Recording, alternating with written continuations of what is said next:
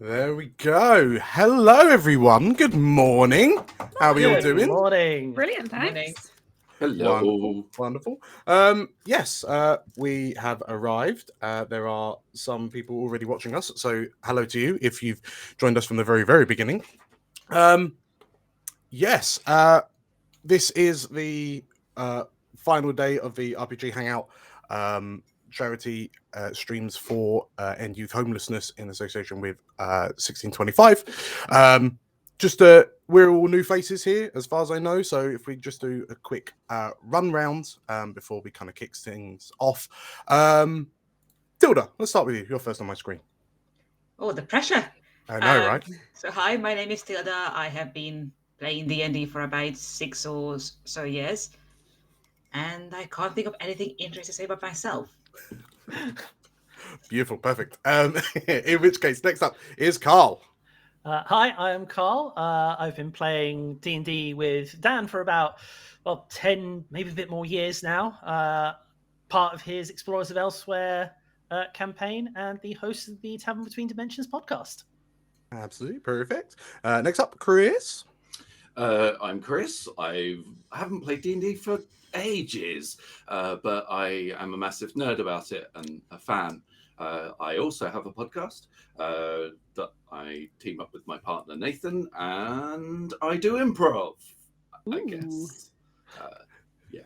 That will come in very handy in the next couple of hours. Okay, perfect. So next up, Julia. Hi, I'm Julia, and I've been playing role-playing games for a few years now. Absolutely love them, and looking forward to wrecking some shit today. And last but not least, my name is Dan. I will be the GM for these hapless ass kickers today. I along with Tilda, Carl, and Julia, we're all part of the Explorers of Elsewhere YouTube channel. So if you are into D&D and RPG content, you can follow us over there. We release weekly content. More importantly, if you haven't already, please have a look into the charity sites, End Youth Homelessness and 1625 for all of the work that they're doing across the country. 1625 specifically in the southwest area of England. The work they're doing is crucial. It's so important. So we're really, really thankful for any donations that you can give us throughout the course of the game. In terms of the game, we've all said that we've all mentioned D&D in one way, shape, or another. Unfortunately, we're not playing D&D. We are playing something much more chaotic. We are about to play a game called OUTTA BUBBLEGUM, which is a beautifully succinct one-page RPG where our players will be playing as professional ass kickers equipped with a hearty pack of bubblegum. There's a unbeknownst to them, they have a particularly raucous day ahead of them in the aftermath of the Queen's Jubilee. So unless there's any further questions or any additional shout outs that anyone wants to give out? No? Okay. In which case, shall we jump in? Let's do it. Yeah. Okay. Beautiful. I'm scared. Don't worry, we all are. So,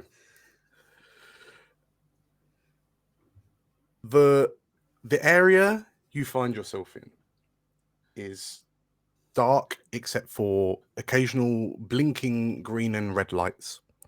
There is a loud drone of propeller engines to either side of you as you all kind of hold on to the rigging in the inside of this converted cargo hold for this. You're in one of those really, really big planes, the ones that look like massive cucumbers, but it's been modified so it's invisible.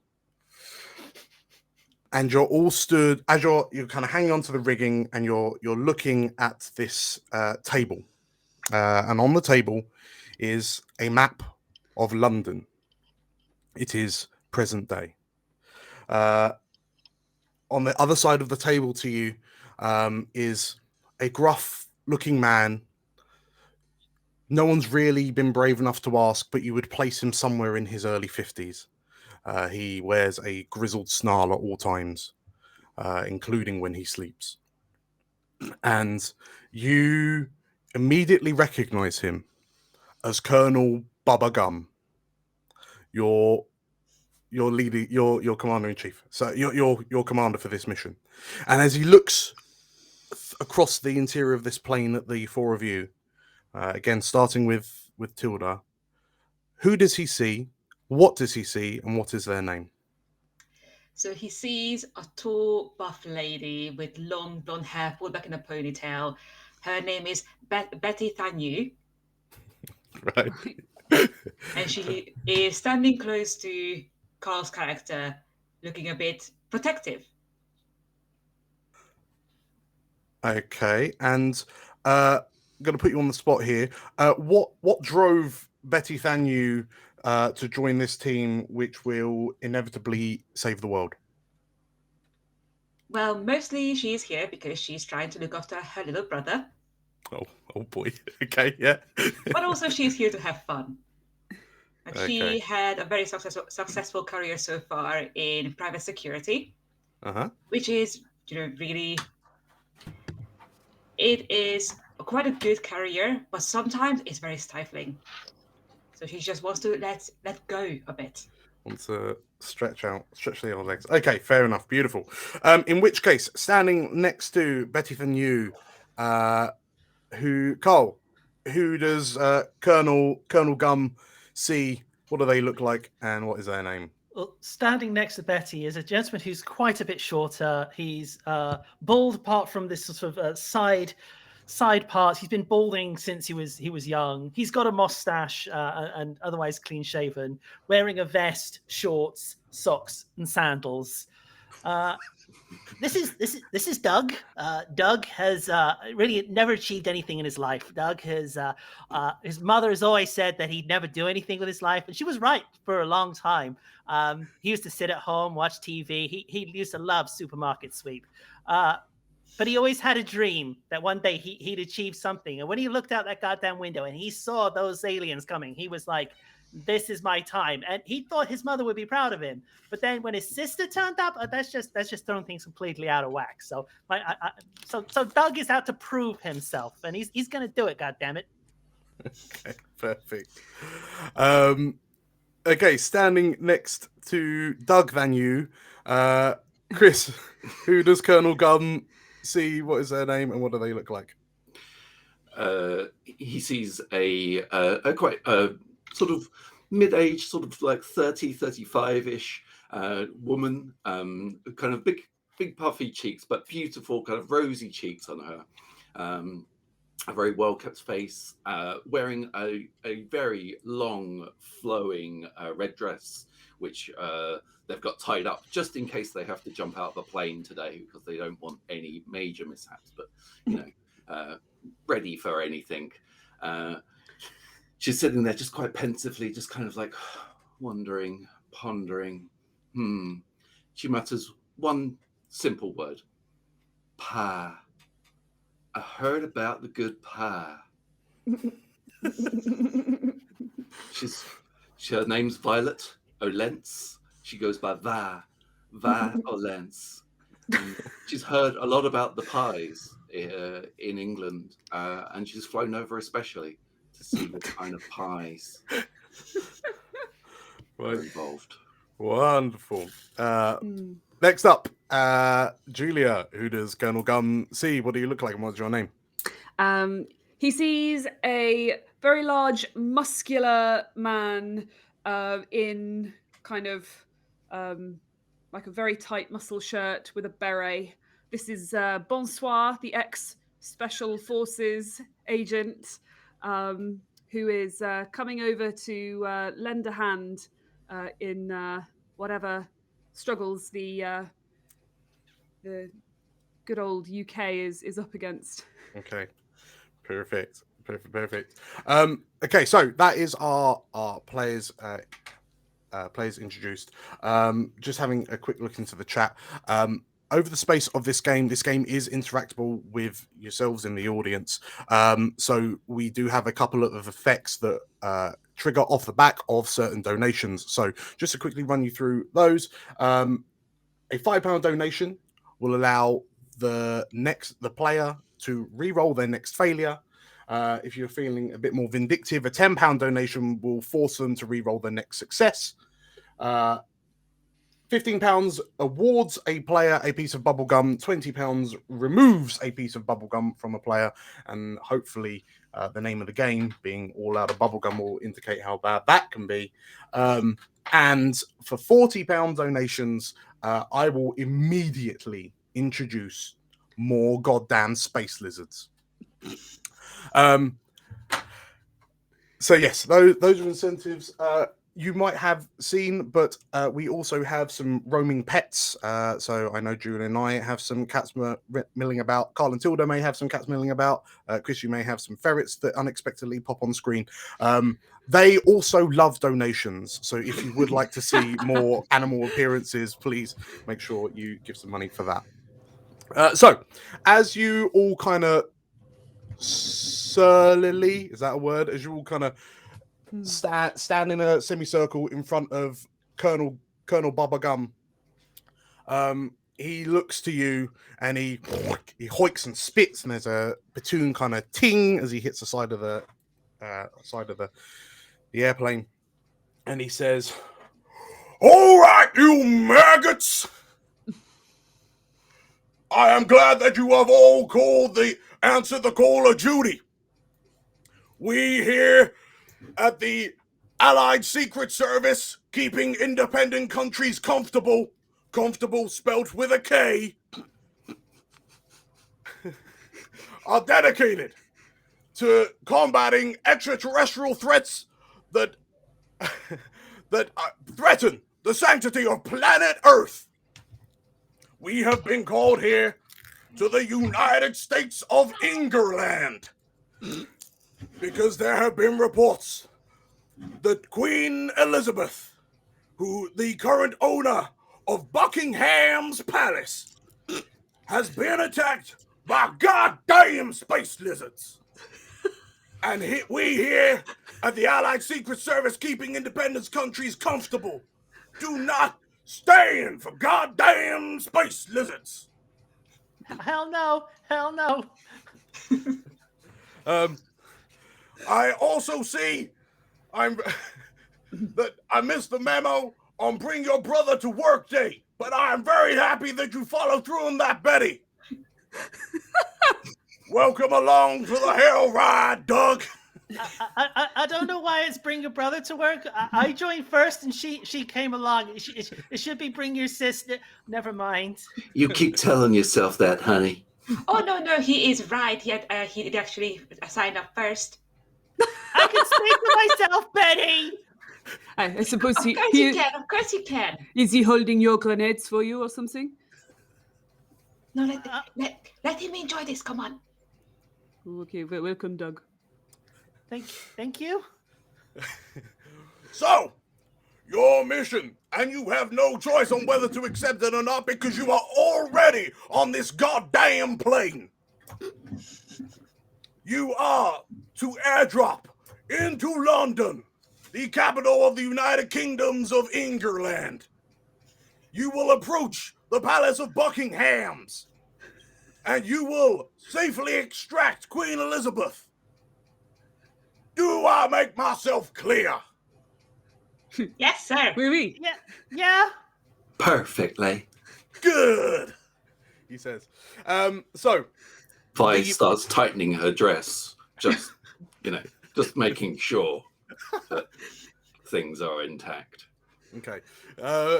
So as Colonel Gum finishes his rousing motivational speech, you hear over the comms, "Colonel Gum, we're coming under attack!" And you can hear the thwips of lasers as they fly past the ship. And Colonel Gum looks to you, pulls a face, spittoons a second time, and then with one meaty army boot wearing kick, he bam kicks the side of the the plane open, like he kicks the door open and like the wind swishes past. And whilst you're all like holding onto the rigging because you're still at some considerable height, Colonel Gum has just stood in a power stance, fists on hips, his hair kind of flapping in the wind.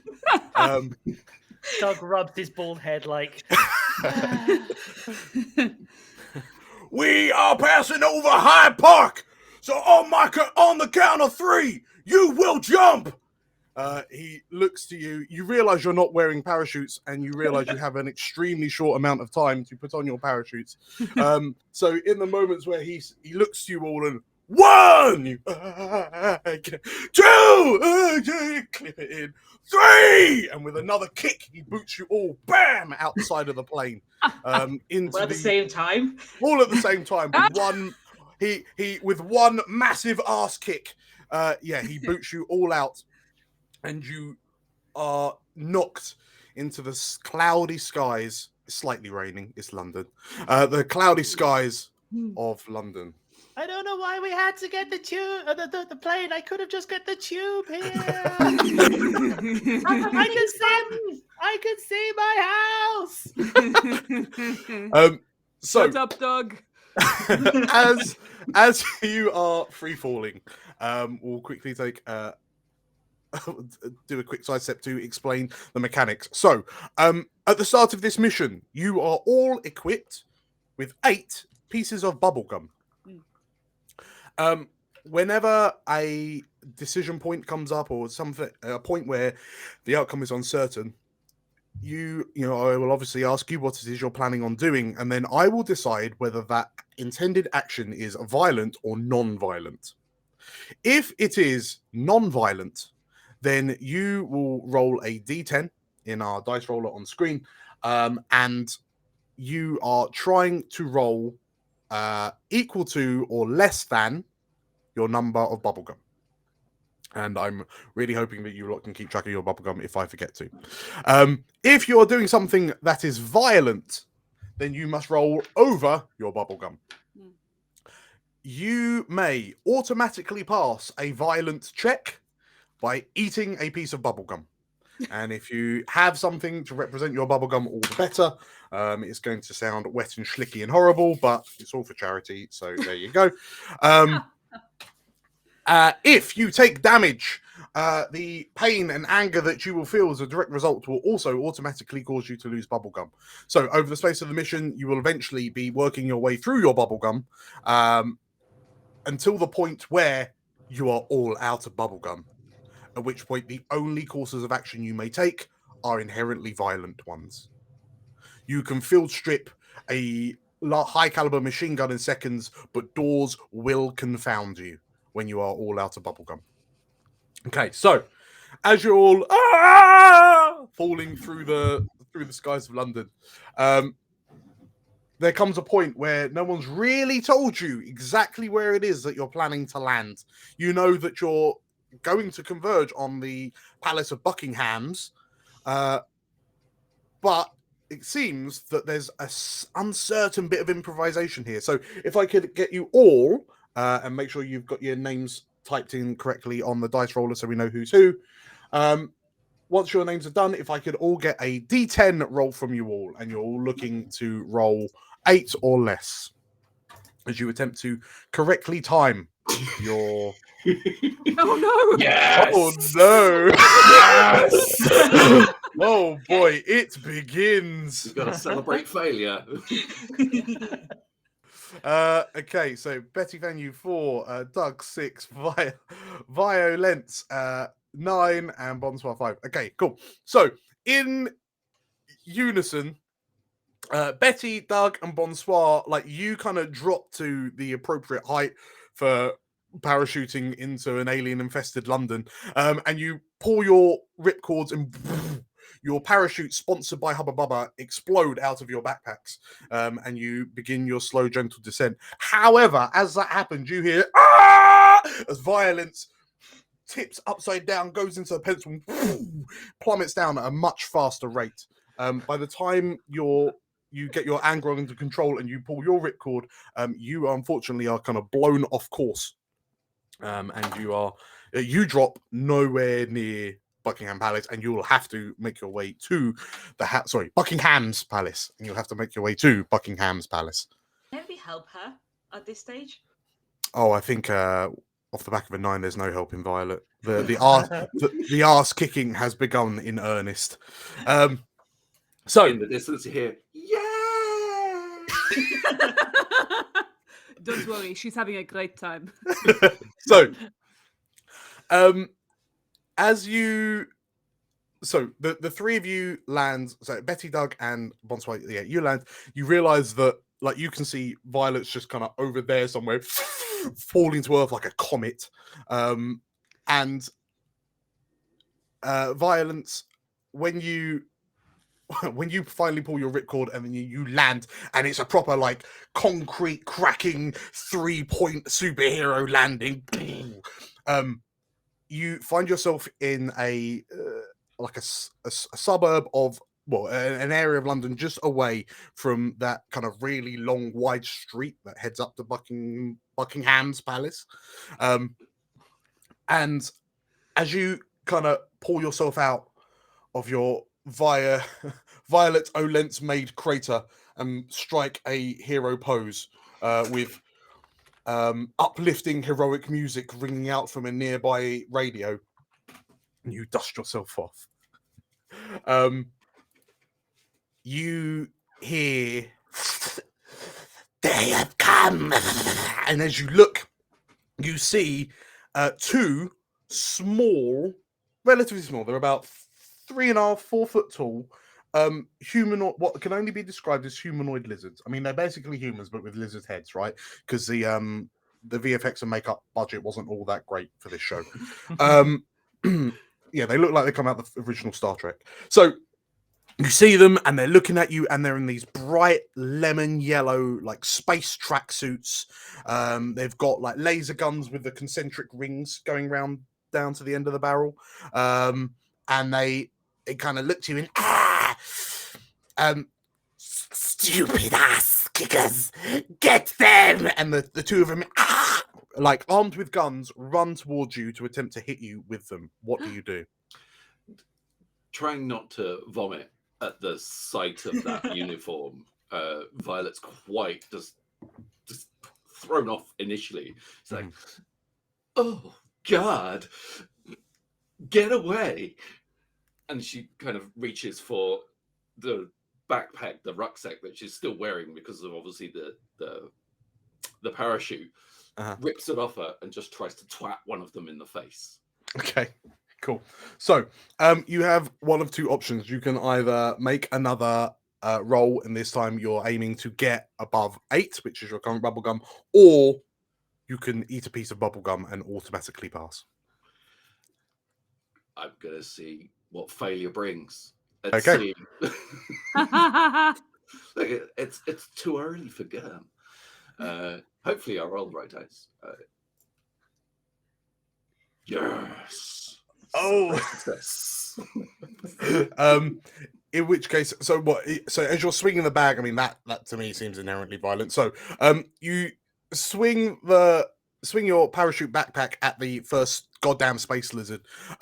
It just kind of makes a puh against the side of his head, and then they stop and they look at you a bit stunned, and then they start kind of wailing on you a little bit. And as you weather the blows, the pain of being attacked will cost you a piece of bubblegum, so you are now down to 7. But as that happens, as they kind of wail on you,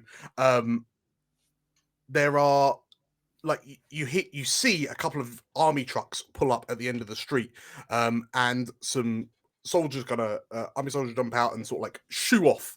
None of them, no shots are fired. They just shoo off the space lizards, who kind of scamper at the sight of increased enemy numbers. And sort of, like, one of the soldiers walks over to you and, are you okay? Did you just fall from the sky? Yes, No. honey. I fell from the sky. Now, where's the No, I pie? didn't. Where's the pie? And he looks at you and, pie? We're in the middle of a bloody alien invasion, and you want pie? That's what I came for. I heard you got good pie. Okay. These guys just try to attack me, and just it's not very friendly. So the soldiers look to one another, and one of the more savvy ones realizes how we can use this to their advantage. And turns out there's loads of pie over at the Palace of Buckingham's. So maybe if we escort you in that kind of direction, maybe you can find some pie there. That'll be great, honey. Marvelous, he says, and like the soldier kind of winks to his comrades, and they pile you in the army truck, drive you off. And Violence, when you eventually jump out of the truck at your destination, you find Betty, Doug, and Bon just kind of waiting for you patiently. And ahead of you, the Palace of Buckingham's has that big, ornate, kind of tall fence all the way around it, but there's also blockades, barricades, army vehicles. There's a couple of tanks, just helicopters just floating in space. There's a part of you who thinks this is a terrible waste of money. And like overhead, you can see large saucer-shaped spaceships just kind of floating over the Palace of Buckingham's. But yes, as you reunite, Bon, do you have any choice words for Vi as she steps out the army the army truck? Are you okay, Vi? I'm alright. I got accosted by some ne'er-to-do-wells. They were dressed incredibly badly. I didn't realize that England was so backwards in its fashion sense. Still, no dust on me. I apologize. I got waylaid. A little detour, if you may. That is okay. We are all together. I suggest we go now. Sure, honey. So as that happens, as you head up the mall, thank you very much for someone in chat who said that. As you head up the mall towards the Palace of Buckingham's, Betty and Doug, you see a group of royal guard, dressed in their red coats, their big fuzzy tall black hats. They all kind of they're all standing around looking a bit sheepish because clearly they're the Royal Guard and they're currently nowhere near the Palace of Buckingham's. And one of them turns in, "My God, is it you? Have we really been reinforced by the Allied Secret Service, keeping independent countries comfortable?" Oh, yes, it did. Well, we're Very, very informed. Well done. we're super glad you're here. They say, Can I borrow your hat?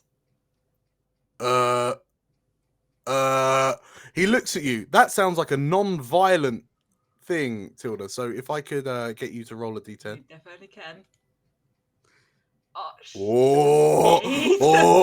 No, he looks to you for a moment, and the moment of hesitation starts to make your blood boil. But he goes, "All right then," and he gives you his tall Royal Guard's hat. Much obliged, and I'm going to put it on Doug's head. Okay, Look, so now you have more hair than anyone else here. perfect. So yes, Don't Doug. draw attention to it, Betty. Oh, see, now he's covering it. It's fine. This is like college all over again. It's beautiful to see the sibling love that's going on. That'll keep your head warm, honey. So just for reference, you now look like what's his name from Arrested Development? Tobias Fluke. Tobias Funke mixed with Okay, then. Marge Simpson. Marge Simpson. I've got an image. Cool, beautiful. Right. Yeah, the Royal Guards stand around you, and yeah, we're so glad that you're here. I mean, it's just been a tragedy of three parts, if we're being brutally honest. Turns out that when we were just minding our own business, and then suddenly all these goddamn spaceships started arriving and appearing out the sky, and then out the spaceships came some goddamn space lizards.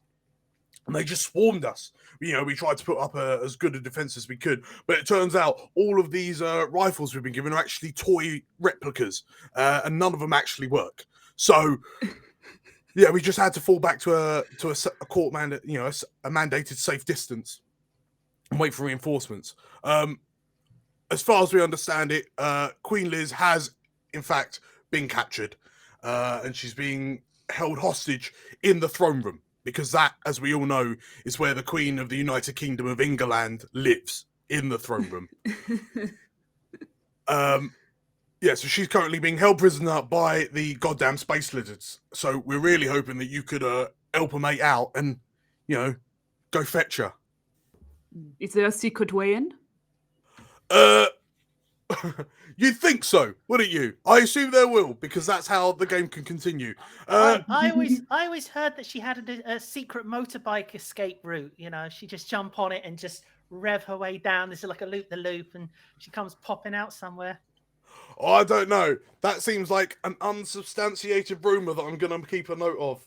I heard it was a slide, like a helter-skelter. From the top. I enjoy the helter-skelter, yes. Yeah. I am confused. So obviously, are we trying to rescue the Queen of England or the Queen Lizard? No. I see your confusion, honey. I think you're a little bit confused. Yeah. So I am very confused. Not just a Queen little bit. Liz versus Queen Liz. I get it. No. Obviously, it's Queen Elizabeth, the monarch of the United Kingdoms of Engerland. You're being awfully familiar with the monarch, aren't you? I hear it's standard in the UK that people call her Queen Liz, and on the street, and they see her, and she gives them a wave. They go, "Hello, Lizzie." It's fine. Yeah, her regular's just down the way. I heard she knocks back Guinnesses. You're the best dreamers, Doug. She actually has regular holidays up in Blackpool, so loves the amusements at Blackpool, as we all do here in the United Kingdoms of Engerland. I'm sure there will be a series of tunnels that you would be able to discover. Unfortunately, we all just kind of stood in the courtyard, marching around and having people take photos of us.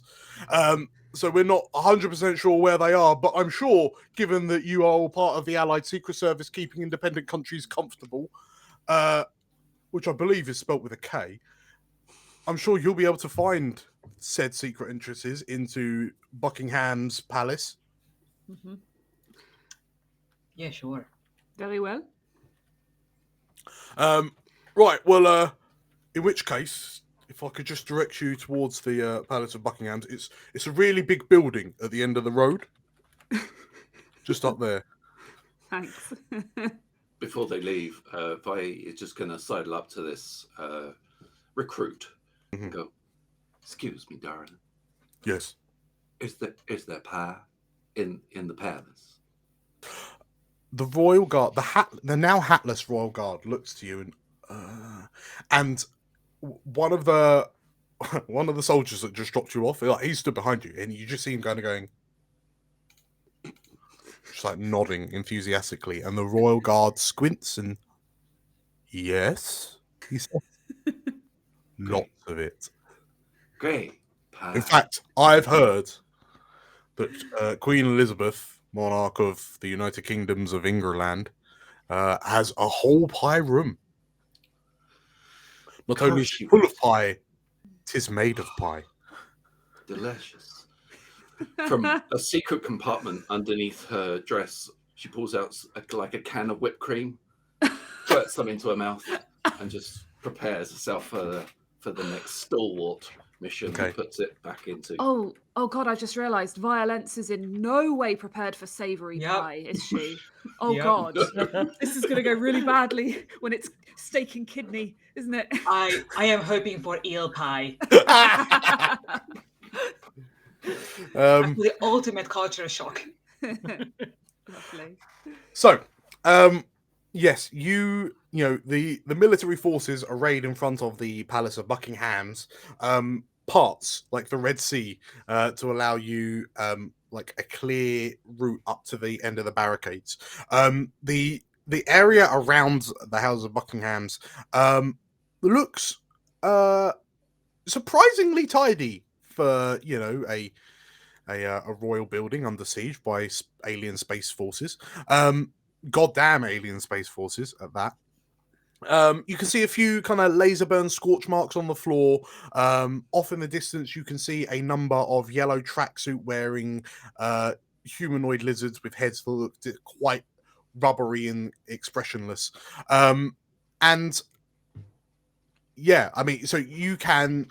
I mean, the choice up to you. I'll let you, the four of you, decide. Like, are you going to take like a direct assault, or are you going to try and find some kind of secret entrance? How do you approach this? This is the Final Fantasy VII logic. Either we go in through the front door, we climb an impossibly large flight of stairs. I think. Oh, sorry. You go ahead, Tilda. No, I think I'm definitely in the favor of finding the secret tunnel. I think we infiltrate rather than kick the doors in. I think we're not low enough on bubblegum just for that just yet. I mean, you could just pound bubblegum right now at the gate yourself. At the gates. Just cut the game really short. Yeah. Actually, my darling, do you think you could smell out the pie that you're looking for? I was just trying to. I was just about to say, as I get closer to the palace, can I smell pie? You will definitely smell pie, that's for sure. Smell like crust being part baked, or do I hear the sounds of chickpeas, dried chickpeas being poured into tins, just to part bake a beautiful crust? It could be a tart. That's kind of pie. Dessert pie. Okay, wait, so aren't all pies dessert? No, I mean, no. There's my favorite pie is a ham and kidney. Shut up, Doug. Okay. I mean, I am partial to shepherd's pie. You're crazy. so Shepherd's pie's a dinner, Betty. The pie's in the name. It's not a pie. As you're arguing about pie, which of the four of you are taking point on the infiltration of the courtyard of the Palace of Buckingham's? Vi will take point, like using her super pie sensors to try and find pie. Okay. Do you like lift up and just float? Yeah. Like a lunacy kind of thing. Okay, so that sounds quite non-violent. So if I could have another roll, you're down to 7 bubblegums. So you need to roll a 7 or less. It's going well so far. Hey! Perfect. Okay, so so Violet, as you kind of stand on tiptoes, your hand floating gently at your side, and everyone watches as your nostrils inflate to an upsetting size as you take in a big huff of London air, and off in the distance you wait. Is it puff? No, it is a thick crust. It's all short. It's a thick, short crust. Oh, freshly egged. And you just the get right amount of butter too. And as you kind of open your eyes, you and only you can see that barely perceptible sniff line that floats, that wafts from the Palace of Buckingham's all the way down the mall up into your schnoz. Vi follows it exactly, so as it twists and turns, even Yes. though it could, she could just go in a straight line. She follows it like precisely. So Sniffing all the way. as you all kind of watch as Violet kind of meanders back and forth, like between between kind of various vehicles and whatnot, as the other three of you, as you follow behind, like you panic because you can see small patrols of goddamn space lizards, like to your left and right. But as you follow Violence, like as she sniffs out this pie, you realize that at every given point there is always something obscuring you from the patrols as you make your approach towards the palace. So you are trees here. Conveniently shaped shrubberies. As that happens, some goddamn alien spaceships fly overhead, and the shift of the air, oh no, blows away the smell of your pie. You're about a third of the way to the Palace of Buckingham's, but Violet, as you feel that kind of crushing loss in your chest at the removal of the smell of pie, someone else will have to take points to help you infiltrate a little bit more. She turns around to the group. She says, "Sorry, I lost it. It was there, and then it's gone." It's okay. I think we are now close enough. Are we close to any walls at this point? Walls? Yes. Yes. Excellent. I would like to eat bubblegum and punch a secret tunnel into the wall. Oh, wow. You want to punch through Buckingham Palace's outer wall? Yes.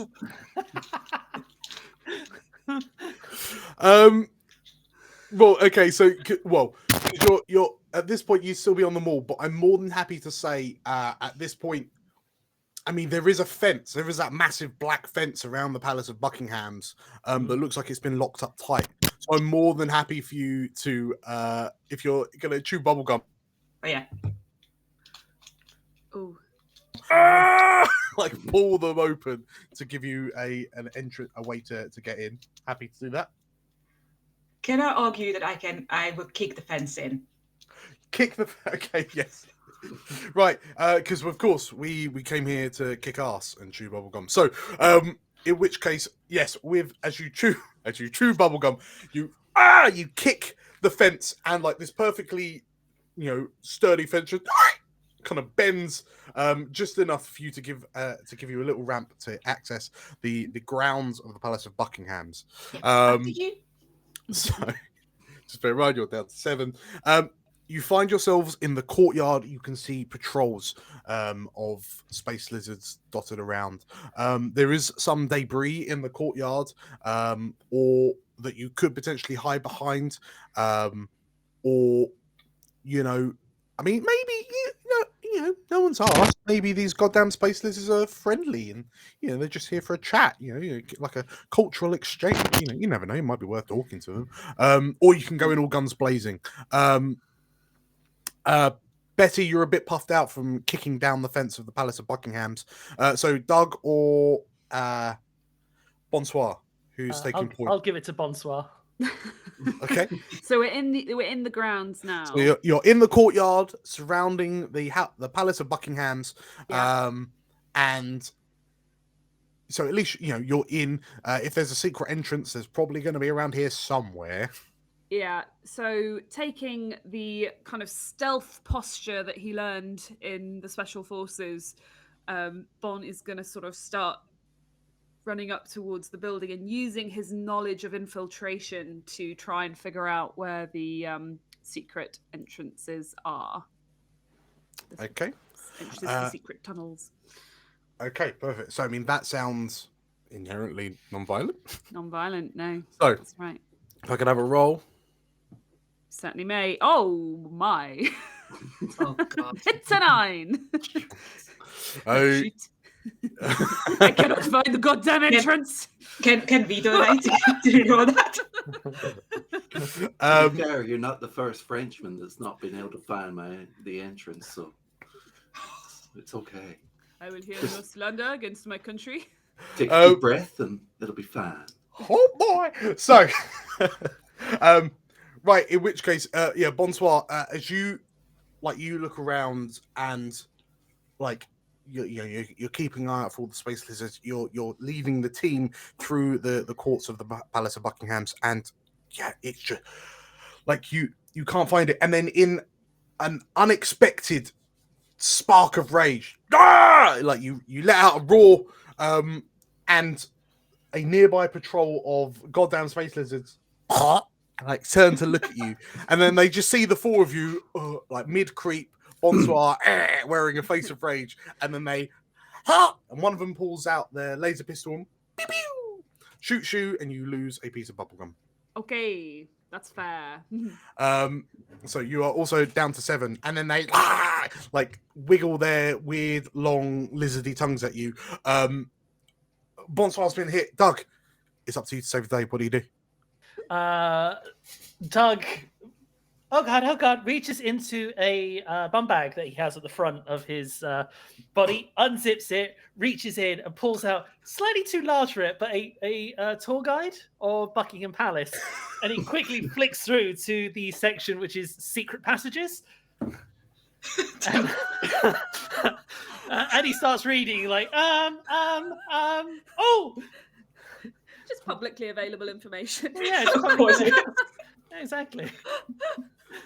Okay, perfect. Right, so so as you're leafing through, like thumbing through this tour guide, and like whilst under fire from 2 goddamn space lizards with their laser pistols, I need you to roll a non-violent check, please. That is a 2. Hey. Woo! A 2. Okay, so as you and you're dancing from like foot to foot as that pew pew pew. These lasers are dancing around the 4 of you. You manage to there it is. Like you see it on the map, and it's actually just around the corner. Oh, marvelous.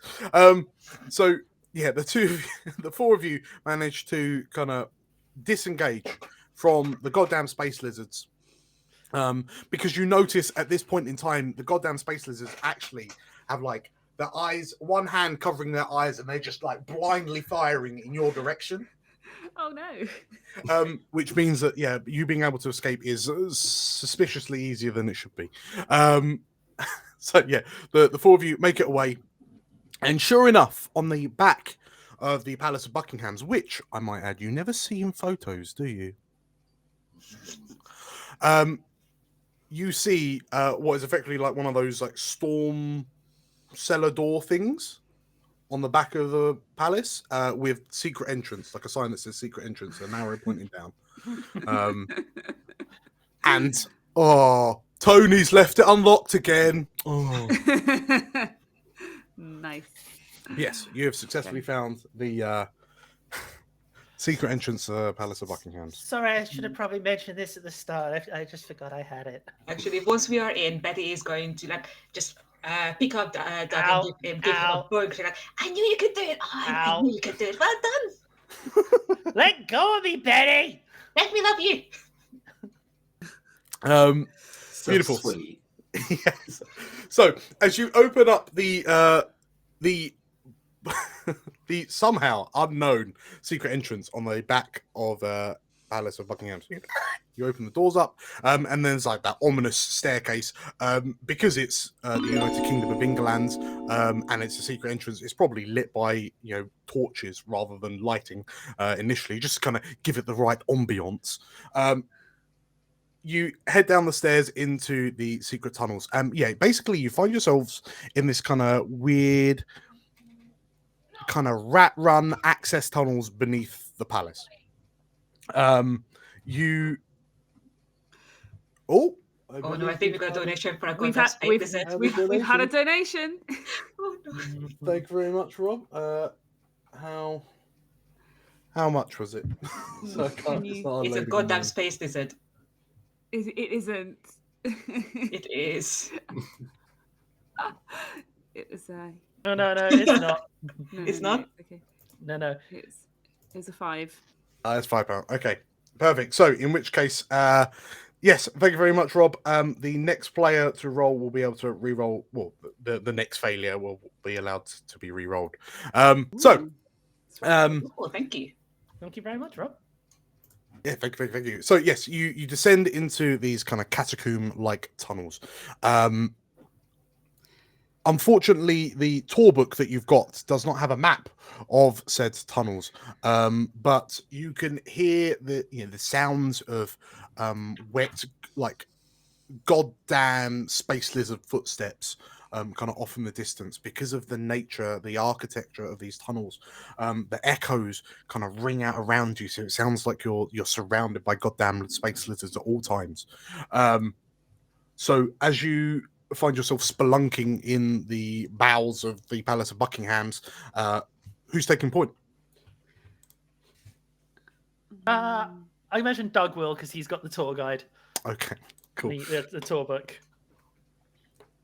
You're the fun part.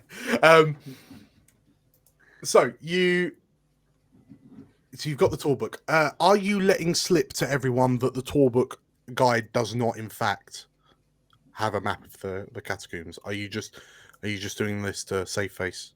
Just save face. Look, he's Okay. he's out to prove himself. Damn it! Okay. In which case, Sorry. God damn it! so I require you to, like, as you come up to a number of intersections and sort of like T-junctions and crossroads and the like, just completely off the top of your head, tell me whether you turn left or right for the next 3 junctions. He turns right for the next 3 junctions. As Okay. when he approaches, he watches the bear fur on the hat swish to the left, so the wind is coming from the right. Okay. Right, so you head right. Yeah, and then they've replaced the torch sconces with fluorescent strip lighting now, because it's 2022. Come on, everyone. And yeah, you go a bit further on. Second junction. Right again. Right. Yeah. So you turn right again. You're now facing the way you came. There's why not? There's a skeleton just kind of slumped against the wall. No one knows how it got there. And you get to the third interjunction. Where next? Left. Thank you. So you turn left. And as you turn left, you realise that you are completely and utterly, thoroughly lost.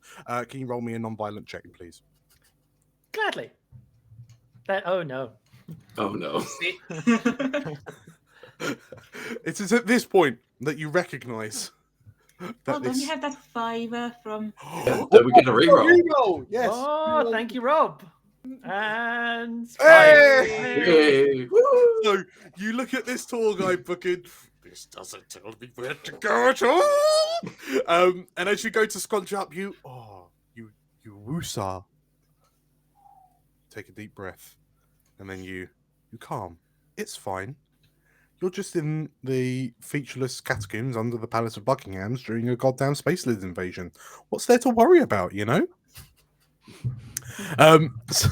So,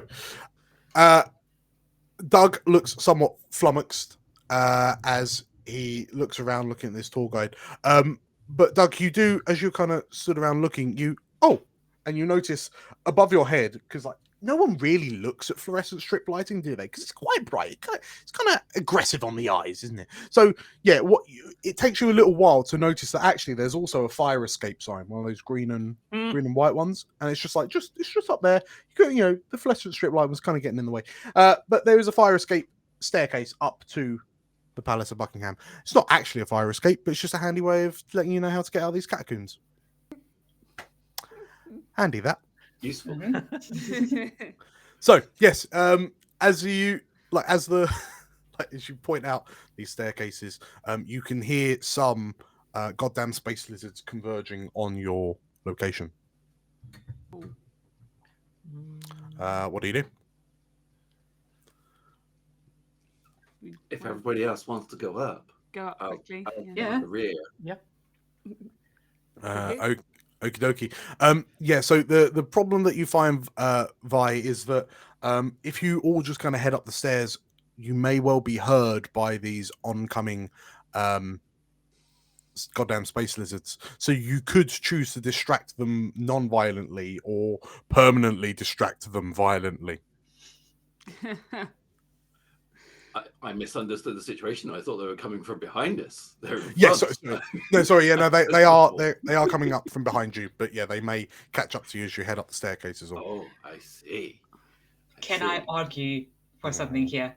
As a distraction, can I possibly spit so hard on the pipes here that it just bounces around and makes a lot of noise as we're running upstairs?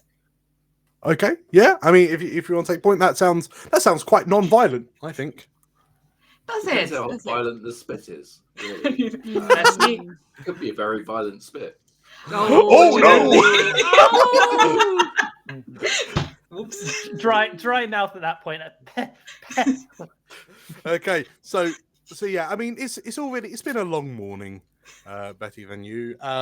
So as you kind of like take a hoik, a bit like a good old Colonel BUBBLEGUM, you aggressively hoik, and when you spit, the spittoon hits the pipe hard enough that it punctures it, and like there's a loud bang, steam starts hissing out, and it draws the goddamn space lizards directly to your location rather than having the ricochet kind of ring off and lead them away. So, oops.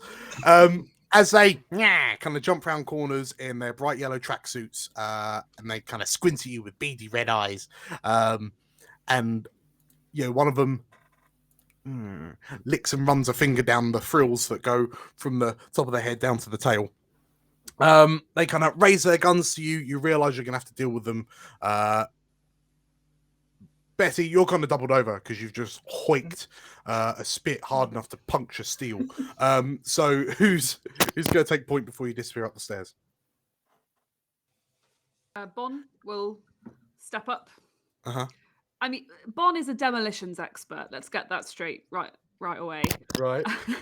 And he's very tempted to throw one of his special silenced grenades at these space lizards.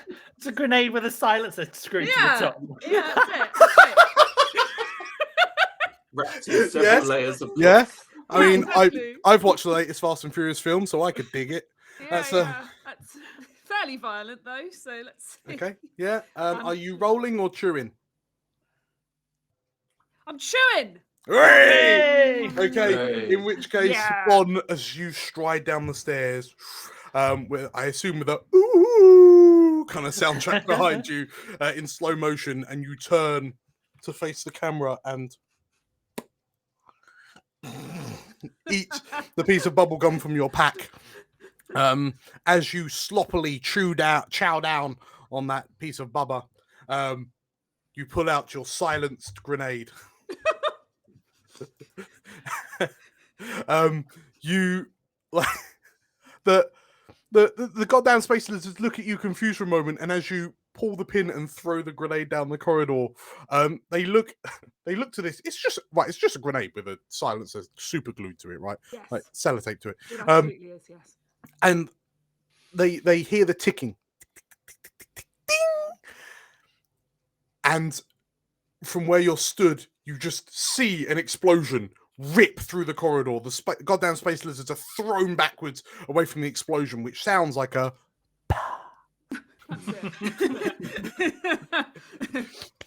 and like bits of debris go flying off, and like the explosion is incredibly violent but very quiet. And simultaneously really, really cool and really anticlimactic. It got the job done. I don't know what the problem is here. Fi reaches into another secret compartment on a different leg and pulls out a fan and just starts wafting herself. She's like, wow, that was quite something. Yeah, it's like poetry. Not with a bang, but a bit of imper. yes, You get a lot of bang for your buck. I have a lot of questions about it, but we'll come back to that later. Listen, it's not about the bang. It is about the effect that you get at the end. Anyway, I wouldn't expect you to understand. It's fine. I feel somewhere Michael Bay is crying. we are the anti-Michael Bay. I know him. He's a great friend, man. He probably is. Why am I not surprised? Yeah. He So- likes power. Dan, question. How long do I have to chew this bubblegum for? Until you are no longer comfortable with chewing said gum. As you okay, so you've dealt with the goddamn space lizards downstairs. As you head up into the palace proper, and it is exactly as you expect it to be. The ceilings are high, the floor is marbled. All of the decoration is a gold leaf. It is the center of opulence within the United Kingdoms of Engerland. And yeah, but you do notice that like some of the tables are flipped over. There's a like, someone's gone around and slashed the chair cushions. Who does that? Who does that? But yeah, absolute bedlam in the palace. But it does look pretty. Yeah, as you merge up, the coast is relatively clear. Now you know that the throne room, obviously, is on the second floor, directly in the middle of the palace, and you are currently on the right, on the southern side, on the ground floor. So you know that you'll have to move through a number of rooms to get there. But I guess it's a case of whether you want to go clockwise or anti-clockwise. So who's going to make that call? Let's say I trust in Vi's nose. Yes. Oh, the pie. Yes, very good. The pie. Okay. So, as you get your dilated nostrils out again, if I could, you can hear, like, it seems like the battle for the Palace of Buckingham's has long since passed. So the palace is kind of eerily quiet. But if I could have you roll a non-violence check, please. Oh, that matches my number. Oh, okay.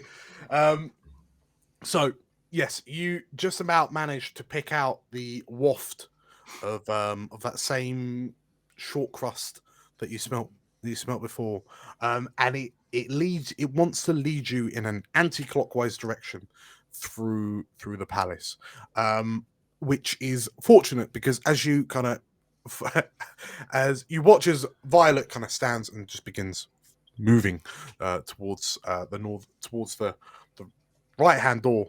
You hear her just vaguely mumble something under her breath about a soggy bottom, but you don't quite catch what it really is. So yeah, as you, the mentions of soggy bottoms, as you'll get up and kind of follow after Violet, you notice a patrol of goddamn space lizards coming in, like going past the left door. What also catches your attention is not only are there yellow, like lemon yellow tracksuit wearing goddamn space lizards, there is a red tracksuit wearing even bigger goddamn space lizard who towers over the others at about 7 foot tall. And whereas the goddamn space lizard are carrying little laser pistols, the even bigger goddamn space lizard is carrying 2 pistols. He means business. Oh boy. So yes, you head anti-clockwise, following Violet's keen pie-attuned nose, and you get into the next room and you notice that up ahead there is a group of goddamn space lizards just kind of stood in the middle of the room. There's enough debris that you could kind of potentially sneak around, but there's only there's 3 of them. There's 3 goddamn space lizards, and they just kind of they just stood and, "This is boring," one of them says. "Yes, I thought they said the planet Earth was going to be a bit more fun, but it's not fun at all," he says. And the third just kind of nods. "They don't have it. They have all these channels on the TV, but nothing good to watch." And they seem somewhat distracted. So how Violet is huffing around like a Baskerville, who's going to take command of this encounter? Doug's not had a go yet for a while. So I think it's time for Doug to prove himself. So he sees the three goddamn space aliens, and he unclips his bum bag. He goes charging in, whips the bum bag out, which wraps around the neck of one of the space aliens. He pulls and with his fist punches the alien. Yeah. Headbutts the other with the fur-lined bear hat of the guard. Yeah. And as the last one comes in, he sort of stands up and elbows it, and I'm gonna chow down some gum. Hey! I was gonna say, because that was a lot of description. If you failed it, that's Yeah, right. okay. So yeah, you all watch as Doug Van You breaks come up, berserker charges, and in a graceful display of violence, you watch as he throttles the first with a bum bag, kicks and headbutts the third, as they kind of scrabble in surprise. There's a point where you see him kind of climb up onto a nearby banister and elbow drop. Elbow drop one of the goddamn space lizards. And in the space of approximately 8 seconds, you see this man do incredibly violent things to these 3 unassuming goddamn space lizards. He dips into the aliens and then... Are you proud of me now, Mom? Are you proud of me now? Perfect. If I turn to Betty, it's like watching one of those MMA fights, but with like multiple people. I know, That's I'm so quite proud. something. Taking pictures. You gonna WhatsApp that to your mother? Oh, she's kind of hard to please, but you know, at least he's trying. At least he seems happy finally. That's something. So as you as Doug finishes off the 3 goddamn space lizards in the room, Betty, as there's this kind of this feeling of pride that rises up in your chest, you see some shadows kind of creep, or shadows approaching the door at the far end of the room, and with Doug in his berserker battle rage in the middle of the room, he's completely unaware that there are reinforcements coming. What do you do?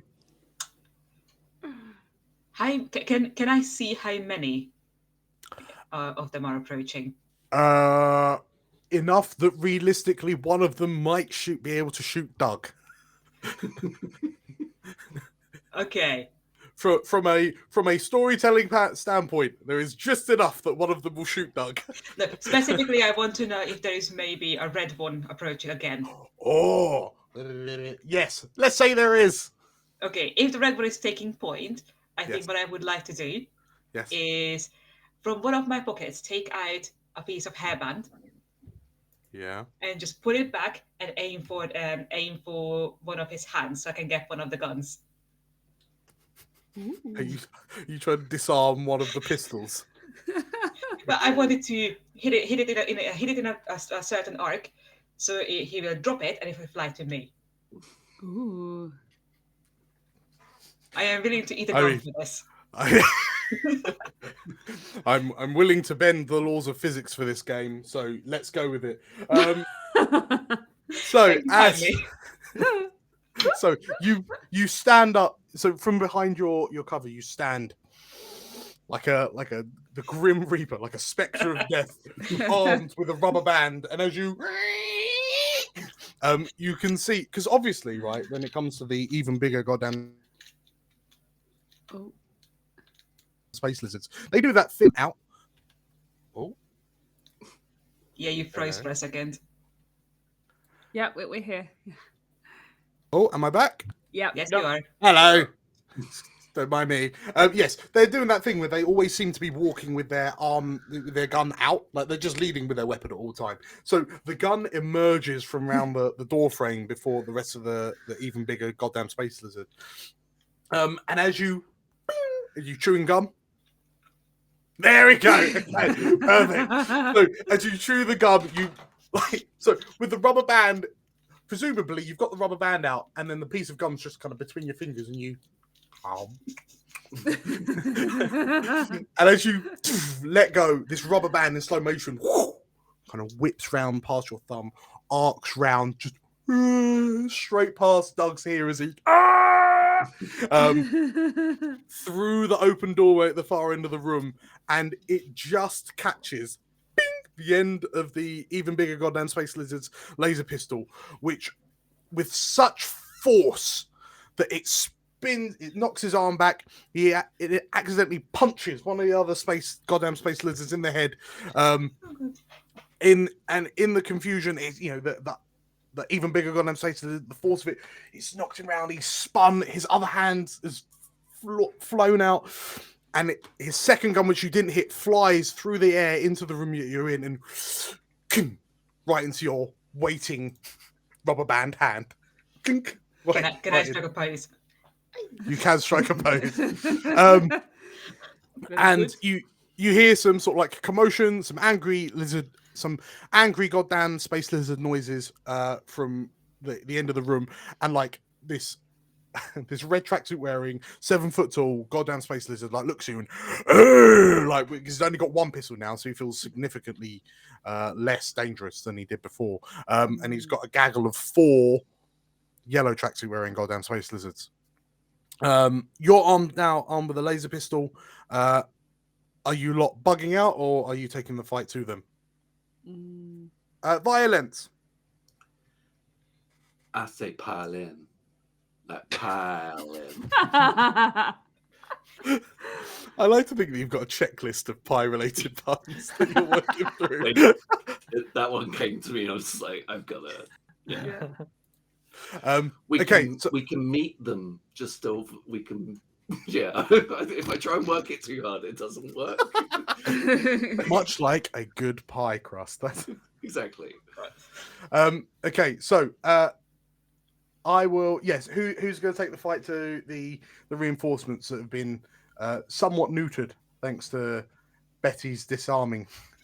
Vi's going to take a look at what Betty just did and just nod appreciatively, reach back for her can of whipped cream, just arm it with herself, and just run at this red goddamn space lizard and like force the can down his throat and just kind of force as much whipped cream as she can. And all the time she's going, eat it. Oh, but I can imagine the space lizard. So I can imagine the space lizard just in the background. No, I am lactose intolerant. Okay. Sure. Okay. In which case, are you rolling or chewing bubblegum? Just before that, she kind of like, also follows suit and pops a bit of bubblegum in her mouth, and it's like, perfect. I got okay. This, honey. So as you cram this whipped cream, and like squirt, like empty most of the can into this goddamn space lizard's mouth, he like there's whipped cream coming out the corners of his mouth, coming out his snout. At some point, some comes out of his ears, little ear holes, and yeah, you hear one of the other ones shout, "Oh no, he's dairy intolerant!" And you just watch as this red tracksuit wearing 7 foot tall, grotesquely muscled, goddamn space lizard just begins to melt. If possible, once the melting has happened and the can is empty, she's just going to pick up the can and just throw it at the nearest stadium. Okay. Off the back of that roll, you launch the whipped cream can with such force it, dong, like takes out a second goddamn space lizard. The remaining 3 yellow tracksuits look at each other and kind of run off into the palace. And you've secured this area. As they run off, you notice that kind of in the next room is the staircase to the second floor. And so dusts herself off again. She's like, "Sorry, I don't know what came over me. Don't worry, I got more cream though." She pulls out another can of cream and gives us a shot opposite around the team, in case anybody wants. Doug takes a hit. Yeah, so also at this point, you can see Betty in the background like. So as you kind of collect yourselves and prepare to make your way up to the second floor, if I can get a quick bubblegum head count. So Betty, how many bubblegums you got? 6. Oh yeah, 7 for Carl, and Chris has 6, and Julia has 6. Okay, we need to get that down, don't we? So yes, you make your way up to the second floor, and the second floor is seemingly less well guarded than the first. As you round a corner, like you're following the signs. So there's a sign that says like throne room for the Kingdom of Engerland this way. So as you follow the convenience signs, you find yourself in this kind of grand hall. There are an obscene number of chandeliers hanging from the ceiling. There are busts of every single monarch of the United Kingdoms of Engerland down each side. And they all look very heavy, very expensive, and very fragile. You can see there's a large painting on the wall behind you of Queen Elizabeth, kind of sat on her throne in like a proper like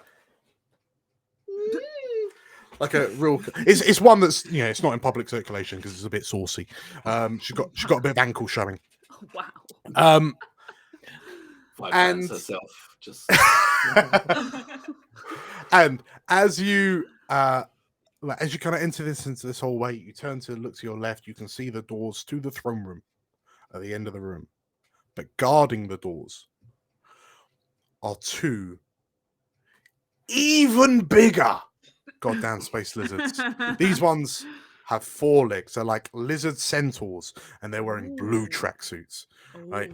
And they're not about this puny pistol life. No, these ones have like goddamn space lizard laser rifles, like laser cannons, and they kind of they look to you, and they snort loud enough that you see the puff clouds come out of their nostrils as they look to you, and as they notice that you're intruders, they lift their rifles up and point them at you. I don't believe Bonsoir's had a go in a while. Yeah, Bonsoir. Yeah. He'll probably take cover behind an ornamental table or something, and he's gonna get out his AK-47 and just sort of start. I think you'll find, because you're part of the Allied Secret Service keeping independent countries comfortable, Yeah. it's not an AK-47. No. It's an AK-97. Even better. I would have gone with 69, but sure. Yeah. I was missed Sorry. opportunity. I think this is very important that I hit just them and not the Queen in the throne room, so I'm going to eat a bubblegum. Okay. In which case, yeah, I will happily retcon it for the sake of a bubblegum. As you emerge from cover behind this table with your AK-69, and let out a nice burst of shots into the room. You successfully hit one of the even bigger goddamn space lizards. It brings an arm up and is riddled with gunfire. And as you empty the clip seamlessly without the bullet stopping you, take the clip out, you get another clip. Click, a continuous stream of bullets. And you finish, and you fired off so many rounds that the air around you is smoky. And the smoke clears. And the 2 lizards are still stood. Only wounded, not defeated. And they look to you. What is this bullshit? Who's going to back up Bonsoir? It looks like these even bigger goddamn space lizards are going to need a bit more than one successful roll to defeat. Doug is going to look next to him, and there's a bust of the lesser-known King Larry, who was king for a day through a technicality. He grabs the bust, runs through the smoke, bounces off a table, goes like Hulk towards the Certier, and brings the bust of Larry down on the head of the goddamn space alien. Okay. And I'll eat some gum. Oh, okay. So as the dubstep kicks in, Doug sprints across the room. Yeah, as you grab the bus and you hurtle through the air, you emerge from the smoke. Cheeks flapping in the wind from the speed that you're traveling at, and you bring the bus down, and it explodes into plaster dust, really expensive plaster dust. And there's a moment where you hear the dunk as you make contact with the skull of the even bigger goddamn space lizard. And there's a moment where you lock eyes. And then you watch as the space lizard's eyes just kind of cross for a moment, and he sways and kind of lands to the ground. There's a big puff of smoke as he collapses to his side, and his ally kind of looks a bit shocked, and like brings his gun up. Brings his rifle up directly. It's like 4 inches from your head, Doug. Who's going to say Doug? Presses the barrel against his forehead like, do it! Yeah, I think at this point Betty will jump in. Yeah, Betty, what do? Well, Betty has a gun. Yes, you do. So she is going to aim and shoot the lizard right between the eyes. Okay. Are you rolling or chewing? You know what? These fruit salads are really delicious. I think I'm gonna eat one. Okay. In which case, Doug, as you plug the end of this laser cannon with your forehead, and sort of like bellow uncontrollably across the room. Yeah, Betty lifts her laser gun up, fires one well-aimed shot that hits the even bigger goddamn space lizard right between the eyes, and it just like kind of like the laser bolt, the red laser bolt hits him, and it kind of leaves a little scorch mark, and like the lizard turns and looks to you, a bit confused, and then it ignites and starts burning away from the point of impact, and until it's just a blackened skeleton which collapses to the ground. I look at the gun and put it down on the ground. Perfect. Behind you, you hear a slight, polite golf clap.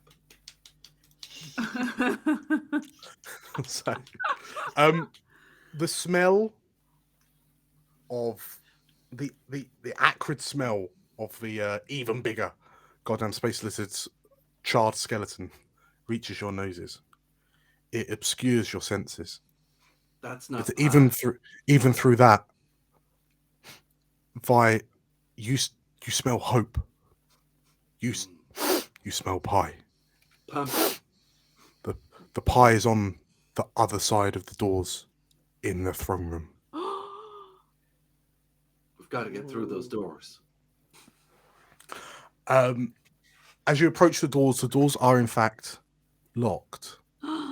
Are you going to calmly try to pick your way through, or are you going to... Okay, so I brought dynamite, I brought C4. Which one do we want? Combine them. Use both. Most beautiful, I agree. And he starts setting up. TN4. Oh yeah, TNT. I've got a bit of everything. It's fine. We will get through these doors, no problem. Okay. So are you violently going through these doors? I mean, it's explosives. It's quite violent. Right. Let's roll for it. Let's see. Are you rolling for it? Everyone get back. I mean, I can chew if you want me to, given the time. If we just want to get through to this pie. I mean, you need to be quick because Violet is visibly, like, her mouth is visibly watering at this point. It's okay. I love juicy fruit. You hear a rumble from somewhere of Violet's stomach just... So, in the blink of an eye, these large engraved double doors to the throne room of the United Kingdoms of Engerland, home of Queen Elizabeth. In the blink of an eye, it is covered in explosives like dynamite, C4, like Acme bombs, just gaffer tape, sellotape, super glue, like everything to the door. And there's a wire running to it with a plunger. Yeah. As you look, is everyone ready? Is everyone ready to save? Everyone step back. Doug turns around because cool guys don't look at explosions. You're going to walk out of the way while it's happening. Glasses. Yeah, he's going to wait till it's going. Yeah, just with one hand, just cleaning his glasses. So in which case, bonsoir, as you pop a piece of gum in your mouth, you push the trigger, you push the plunger, and there's are these silence bombs? No. Okay, there's a boom as the doors are blown clean off their hinges. Like the shockwave shatters all of the busts flanking these really expensive busts flanking the room. there's like through the explosion, smoke, the fire and flames, you hear a massive crash as these two impossibly heavy doors crash to the floor of the throne room. Such beautiful craftsmanship. And as in the confusion, you make your way into the throne room. You make your way to your objective, and as you emerge from the dust cloud, sat on the throne. And it's, the singular throne. I mean, there's nothing else in this room except the throne, right? Because it's a throne room, obviously. Maybe on a dais, probably a red carpet running up to it. You see on the throne Queen Elizabeth, and she sits there looking a bit concerned. Actually, that was quite a big explosion. I have a question. Yes. Is it a throne or a throne? It's not the toilet, no. Okay. No, it's actually the throne. Historical reasons. I just needed to check. I mean, And seeing how you can smell pie from the room, if it's not a throne, I would have understand. I wasn't going to go there, but sure. So Queen Elizabeth is sat on her throne. She's got one of those like beanbag dinner trays on her lap. And there is beanbag dinner tray on her lap. Flanking her on their own little beds are her two corgis. No, she's got about 40 of them, hasn't she? But we're gonna have like mecha corgi. In each of their respective beds, there is a corgi, and they all they look up at you, and their ears kind of lift up as they look in your direction. And from across the room, Vi, you see that on this beanbag dinner tray on the Queen's lap, there is a pie, and like she's already working her way through some of it, and then it, like from where you are, because you are such a pie connoisseur, it dawns on you that this is one of those pies where it's just the crust. There's no the top crust. There's like it's a false there's no pie. Just, I mean, what is that's not a pie, is it? It's stew with a lid. It's stew with a lid. And you came all this way for a stew in the lid. And the Queen looks up to you and... Allied Secret Service keeping independent countries comfortable. I was wondering when you'd arrive and land right in my trap, she says. And you watch as let's say 10 corgis stand up. Stand to attention. You've been a thorn in my side ever since I landed on this planet. Allied Secret Service keeping independent countries comfortable. And I will have it no more. I've been in control of this planet for at least 70 years. And I plan on ruling this planet for the rest of time, she says. And you watch as the corgis start to twitch. And one by one, all of their tails drop off. And in their place, lizard tails grow out to replace them. And as the corgis begin to morph into goddamn space doggos, goddamn space lizard doggos, Queen Elizabeth knocks the bottomless pie off onto the floor with scant regard for your well-being. And she stands up. The chat got it, didn't it? Did you not think to question Queen Liz? She says, as she stands to her full height, and you see the lizard tail bloop, drop out from the bottom of her dress. I knew it. Queen Liz? I can't say I've researched this particularly, but I've never seen a photo of the construction of the Palace of Buckingham's. Have you? She says, and the ground under your feet begins to rumble. And like the painting starts shaking, the chandelier starts swinging. And I don't remember seeing this on the crown. Outside, all of the gathered soldiers and royal guard watch as the Palace of Buckingham's shakes and quivers in the ground before detaching and beginning to float up. And it's at this point that you realise the Palace of Buckingham's is in fact the goddamn space lizard spaceship. It's the mothership. Oh no! And attorney, is this in the guide? Is this How did they part of land it the- without anyone Yes. noticing? Doug looking through the beginning of the guide like, well, this is useless. When did they get here? Why did no one notice the mothership landing in the form of Buckingham Palace? right as you get to the back of the booklet, Doug, you notice that the author of the booklet was in fact Queen Liz. Oh, God. Designed to lure in the Allied Secret Service, keeping independent countries comfortable to their inevitable doom.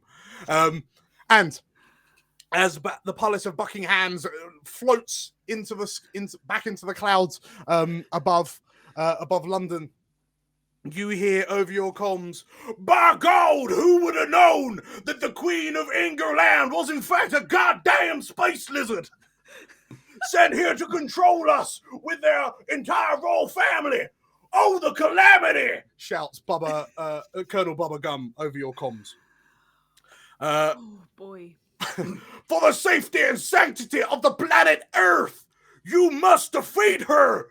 Allied Secret Service keeping independent countries comfortable. Do I make myself clear? Perfectly clear, sir. Vice We're on it. slightly taller and salutes. Doug leans up, just rips open his vest, revealing a very patchy chest hair, like, Let's kick these fluffy space doggo butts. Okay, so yes, the queen stands to attention. She removes her obscenely large hat, and as she throws it to the ground in challenge, and then she looks to you, and you notice her eyes just kind of go into vertical lizard shapes as she kind of licks out a lizard tongue at you, and Violet, as you glance, as sad music fills your head as you look at the discarded pie. Well, not really a pie though. It's a stew with a lid on it. Yeah, as you feel the anger, and you look up to the Queen Liz, what do you do? Is there a painting nearby? You said there was a painting there was paintings kind of on the walls and stuff. Can I potentially get a painting off of the wall? Yes, well, absolutely. I mean, so in actual fact, the paintings, because so there's paintings down both sides and across the back wall, right?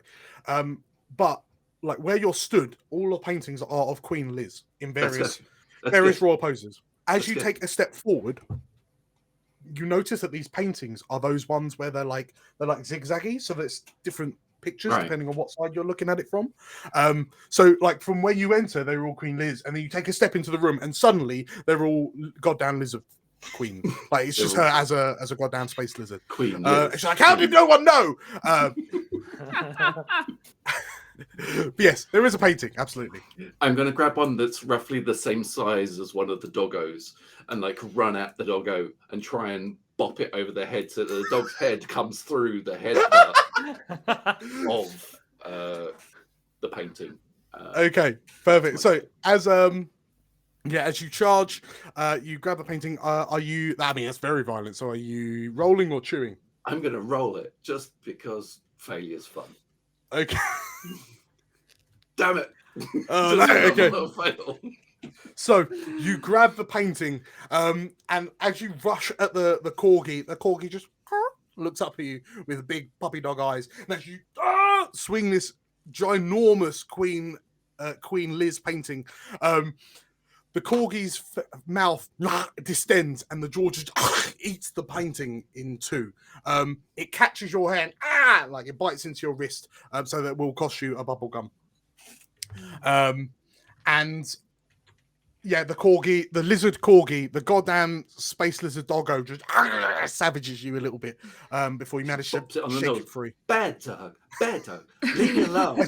Get off me. You boop on the snoot and it as it detaches, and then you watch as the other 10 corgis just kind of gather in, form a protective perimeter around Queen Liz. Next up, let's say Betty. Betty, what do you do as Doug is savaged by a lizard corgi? Betty is going to run towards Y and the corgi and she's going to try to kick the corgi hard enough that it does like a bowling alley. That's one of the corgis. Yes. Okay, perfect. Are you rolling or chewing? I am going to roll. Let's see how that goes. And I'm on 5 bubblegum, just so you are aware. So that's a 10. Oh, okay. Perfect. So, Boom. yeah, Betty, you with like held strides as you run across the throne room. So in actual fact, as this space corgi detaches from Vi's leg, you pull your leg back and bam with a Premier League strength boot. This dog kind of flips backwards, cartwheels. The other 9 corgis have arranged themselves in a perfect triangle, and there's a as the corgis go flying in all directions, and somewhere you hear someone go strike. Really bad animation plays on like Queen Liz's TV. Yes. Is it and Colonel Bubblegum who's watching all this via CCTV? Yes. Yeah, he's actually brought the plane round. He's just watching through the window.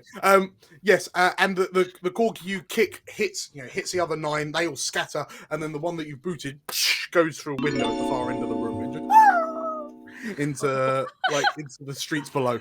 Oh, have we got another? No, I think that's just a call. Is it? A call to no, action? Nathan's donated. Thank you, Nathan. Ooh. I Brilliant. can't see how much.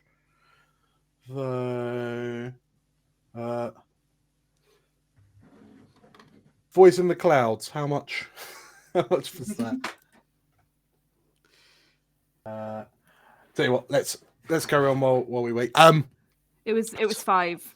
It was 5. Okay, perfect. So there's another. So the next failure will be offered a reroll. Perfect. So yeah, the Queen Liz, like she makes an angry noise as one of her corgis disappears through a window. Doug, as Betty boots this lizard dog across the room, what do you do? Bon, give me one of your grenades. Do you want the electric one or the nail one? The nail one. Chuck it over. Doug looks right to Queen Liz, runs like, jumps on a corgi, bounces off with the grenade in hand, and as Liz like, No. he shoves the grenade down Liz's throat, pulls away, and then.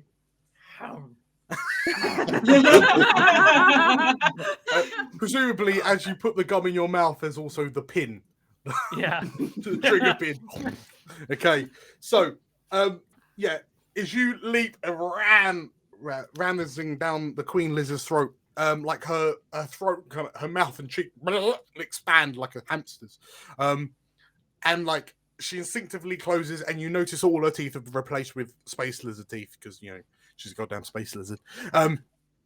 She bites down, and then there's a moment where she kind of looks up to you, and like her eyes, her slithered eyes, kind of narrow even more. The name's Doug, bitch. And as you back kick flip off the Queen Liz's chest, she kind of, you catch her under the chin. She gets knocked backwards. The throne rocks back. And as she hits the ground and the throne kind of lands on top of her, there's an explosion. There's a bang. And the corgis kind of look to each other and they kind of make panicked, scared noises. And like they all, like there's the explosion, there's a smoke, there's the throne blocking the way, like blocking line of sight. And the corgis just... They kind of go skittering off. Some of them hide behind curtains.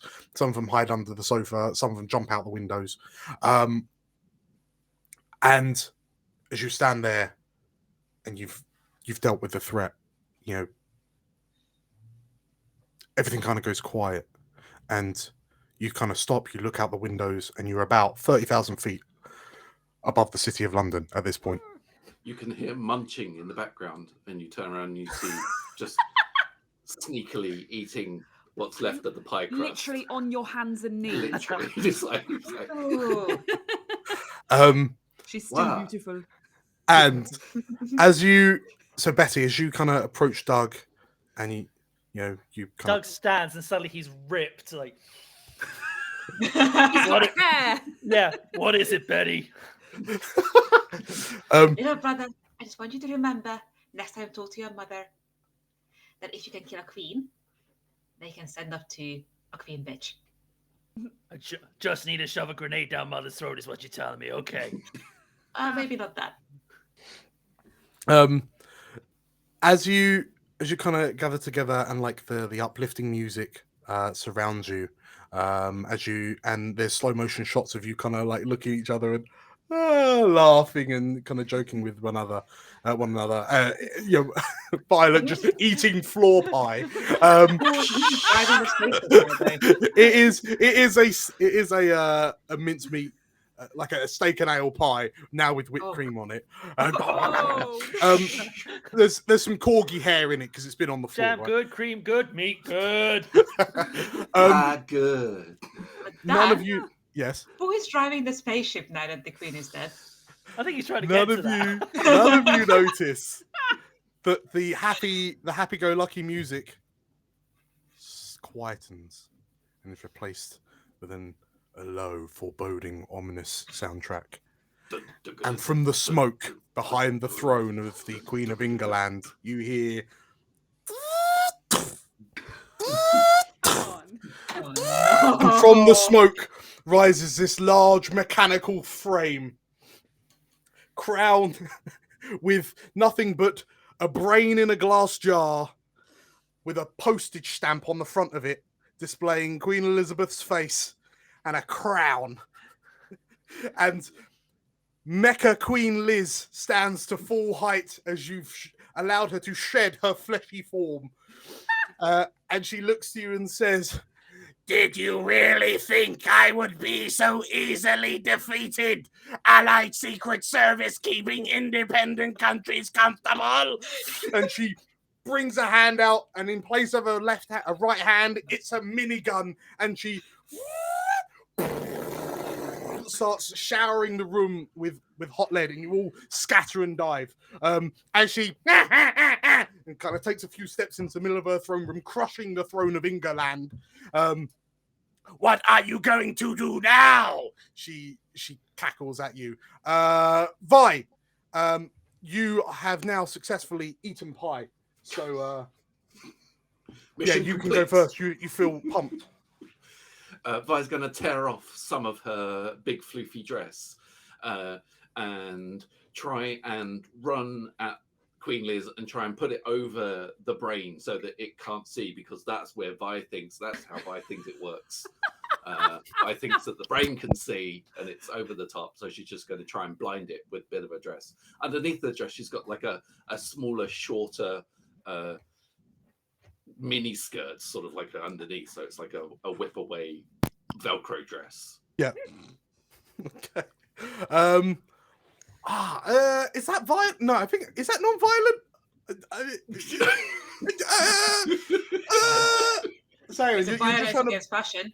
You're just trying to blind her, right? Yeah. For now. Let's say. I mean, it's like. Yeah, we're gonna say non-violent. Let's go non-violent for that one. I'm gonna roll and. Maybe. Hey, Okay. you did it. So, so where is it? The fabric's going again? Sorry. The fabric's just going over the top of the brain and the crown, like over the top to just try and cover the whole thing. Okay. I mean, to be fair, it's probably a brain with like two floating eyeballs, because why not just? Are they googly eyes? leave Please it let to them the be brain. googly eyes. They're googly eyes. Yes, googly eyes on the front of the, like floating in the brain juice. Cool. Okay, so yeah, you cover over the googly eyes in the brain jar. And yeah, she rocks back and curse you, she says, and she kind of shoots more bullets, but this time she can't see, so she just kind of strafes the floor, up the wall, takes out one of the chandeliers, it drops and shatters. Yeah, she can't see for now. What does Bonsoir do? Bonsoir is gonna start preparing his nuke. I think it's time. Is it tucked down his pants? I just want to know where you're keeping this nuke. Produces this nuke and starts like tapping in the codes because it's like we have to get out of here right now. Okay. Given that you're under fire, there's chandeliers falling. Yeah. There's a goddamn mecha space lizard stomping around the room. That it sounds quite non-violent, so I need you to roll me a non-violent check, please. That's bad news because I'm on 4. Huh. Okay, it's okay. I can do this. I'm a professional. Oh no! Maybe not. You remember we had a donation. We have if everyone rerolls. does. We have a We have reroll. Oh my god! And actually, Thank you, Nathan. I think I missed one earlier from a goddamn space lizard. So I think we've got 2 rerolls in actual fact. So okay, You saw both. yeah, we'll use. Well, yeah, we'll just. It depends on how you roll. Okay, so this is a goddamn space lizards reroll from earlier. 10 to 12. Thank you for that. Yes, please reroll. Oh my god! Oh, okay. Now we're up to. Code's If you wrong. I got if them you want to wrong. go, Oh, if you want to go again, third time lucky, we can use Nathan's reroll. Is that okay with everyone? Yeah. This is Yeah, go for it. This is bad. Okay, Oh, it's getting worse. just It's getting worse and worse. Born is like low key panicking. Ah! After the second attempt, Sacre bleu! after the second attempt, you get that little prompt that says, "Do you want to reset your password?" Which of these are nuclear material? Please click the right ones. Yeah, are you a robot? And yeah, you as you kind of roar in anger, you bring 2 fists up, you smash the nuke, and the warhead dunk, falls off, and like it all just kind of falls to bits. And as you you take a hit from one of the wild shots from Mechaliz, so you'll also lose another bubblegum. Okie doke, no problem. Okay. No problem. It's all good. Okay. So, with Mecha Liz, goddamn Mecha Space Lizard, blinded, Bonsoir with a bullet in shoulder and a in bits nuke, tactical nuke in front of him, Betty and Doug, who of you is going to step up? Betty first. Okay. Where does the queen stand exactly right now? Like, what's near her? She is approximately 15 feet from any given window. Yeah, thank you for knowing exactly what I'm aiming for. There's also the largest chandelier hanging above her. Large chandelier in the room hanging above her. What is it you're planning? I think Betty would like to body tackle her out of a window. Okay. Out of the window. Perfect. So, bear in mind you are at 30,000 feet. Just to casually remind you at that point. Yeah. Oh, I'm not jumping with her. Oh right. Okay. Oh, obviously we're not being silly, And here, are we? You know what? No, she is gonna go like, brother, catch me, and then just. Okay. So, Betty, that sounds inherently inherently violent. Sorry. So if I can get you to roll or chew. Yeah, I am going to roll. Okay. That's a. Did you say violent or non-violent? That's a violent. Yeah, you must be tackling it out That's the a 10 window. is going to be. Okay, so with a 10, perfect. So you run at her and like you duck, like you drop, you bring your shoulder in, you catch her right in nature's niche, you grab her by the back of the mecha knees, you lift her up slightly, like run her, charge her across the room, and there's a moment, there's a soft soprano choir boy singing. As you kind of go through the back windows, into the atmosphere surrounding the floating Palace of Buckingham's.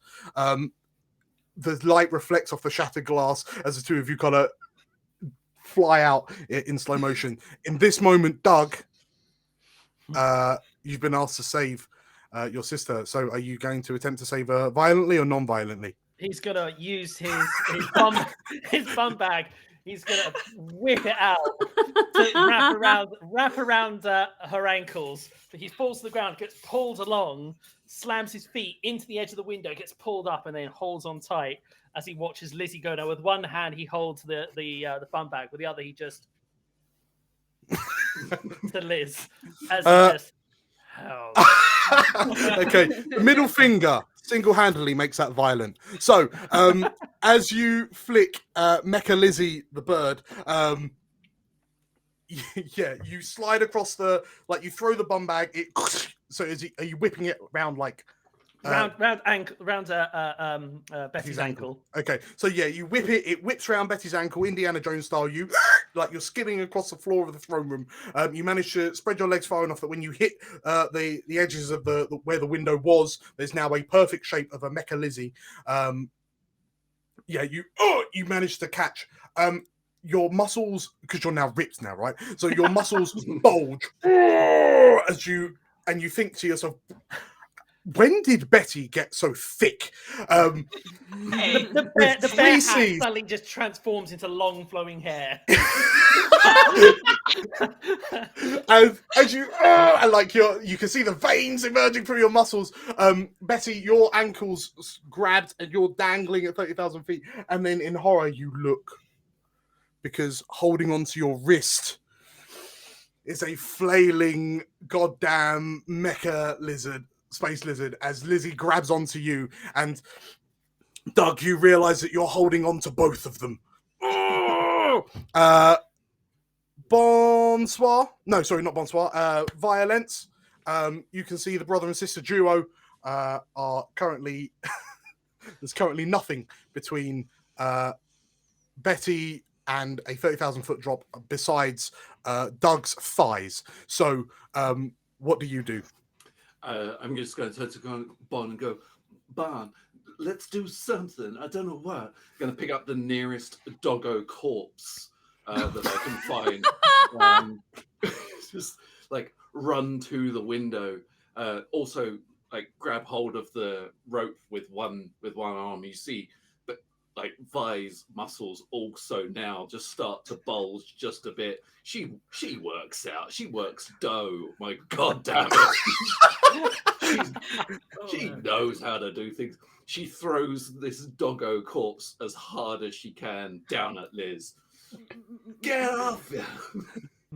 Okay, are you rolling? That's violent. So are you rolling or chewing? I'm gonna roll because I like to fail. Or not. I think. What's your number at the moment? That is because I lost one. That is above my number. Perfectly fine. So as you get up to the edge of the window and you're looking down, and you can see the curvature of the earth. Take that, flat earthers. You can see the curvature of the earth and the height. And as you launch this goddamn space lizard doggo, Mecha Liz looks up and like as she sees this lizard corgi flying towards her, she instinctively like opens her arms up to give it a hug, accidentally letting go of Betty, and as she wraps her arms round the space corgi and gives it a little nuzzle with her brain jar, she kind of like the googly eyes look to you in surprise as she still holding on to the bum bag. She's going to turn to Bon. She goes, Bon, finish her. Do something. Bon is going to drop the piece of nuclear material towards her and take the shot when they're out of range. Okay, so are you rolling or chewing? Let's chew. You're dropping a nuke over London. You think about this very carefully. It's going to go off at like 20,000 feet. Okay, that's fine. That's fine, right? Let's shoot for it. We've seen that in loads of movies. Nothing bad ever comes of it. It's already polluted. It's a mini nuke. It's a mini nuke. Just a small one. Okay, just a small one. That's fine. It's like a Fallout nuke. Yeah. Okay, yeah. So are you rolling or chewing? I'm already chewing. Oh, you're already chewing. Okay. I'm down to 2. inexplicably, because the laws of physics have utterly gone out the window, you throw the warhead with such velocity that it catches up with a plummeting Mecha Liz and her corgi lizard. And can I, if you can, I'd be more than happy for a one-liner. Bonsoir, bitch. You take one shot with your gun. It hits the warhead, and this is 100% how it works, right? And there's a huge, almighty explosion that utterly obliterates Mecha Liz. Imagine the explosion turns into a shape of the Eiffel Tower. Yes. Plays the French national anthem at the same time. Why not? So as the shockwave from this Eiffel Tower shaped mushroom cloud rips out, and it hits the Palace of Buckingham. You see the pillars and the walls and the floors cracking under the concussive force. And as you realise, with the death of Mecha Liz, the Palace of Buckingham's stops ascending and then begins dropping back to earth, kind of crumbling. And as you realise that you're plummeting 30,000 feet to earth, you look to one another. And as you wonder how you're going to get out of this, you hear on your radio, "My God, that was impressive!" And you watch as the plane that you came in on kind of flies around the side, just in the right place that you could step onto the wing, walk along the wing to the access door on the side of the plane, because that's how action heroes board, aeroplanes in flight. This aeroplane doesn't need forward momentum with its propellers; it can just stay in spot. And yeah, it's so just as keeping pace with the falling palace, isn't it? Yes, it's also slightly dropping. tilted downwards. Yes. Completely inexplicable. And so yeah, Colonel BUBBLEGUM single-handedly pulls the plane up to the side of the Palace of Buckingham's, and get in, mission accomplished, he says. Yeah, Bond's getting in. Yeah. And as you go to leave, Vi, you stop and you kind of, a sense goes off, and you turn to look, and just off to the side, she didn't think you'd find it, but there's a whole crate, unsealed, unopened, of Fray Bentos pies. Tinned pies. The best that Engerland has to offer. Oh, no. And as you grab the crate of Fray Bentos pies and kind of skitter onto the wing of the plane and jump back in, Even as the tin, I can still smell the crust. Oh my God!